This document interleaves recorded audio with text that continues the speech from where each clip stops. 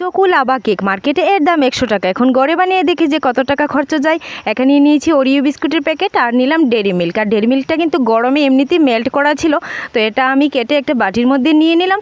আর Oreo বিস্কিটটাও একটা বাটিতে নিয়ে নিয়েছি আর নিয়ে এটাকে ভালো করে ক্র্যাশ করে নেব। তো এরকম করে গুঁড়ো গুঁড়ো করে নিয়েছি। এখন তাতে অল্প একটু গরম দুধ দিয়ে আমি এটা গুলে নিচ্ছি। তাতে অল্প একটু বেকিং সোডাও ইউজ করেছি।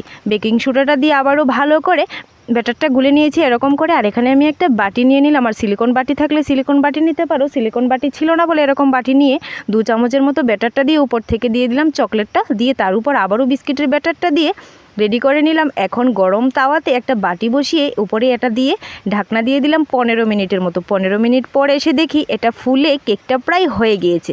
আর এই কেকটা কিন্তু খেতে বেশ ভালো হয়েছিল। আর খরচ গিয়েছিল মাত্র 25 টাকা। 25 টাকা দিয়ে আমি ঘরেই বানিয়ে নিয়েছি চকুলা বা কেক।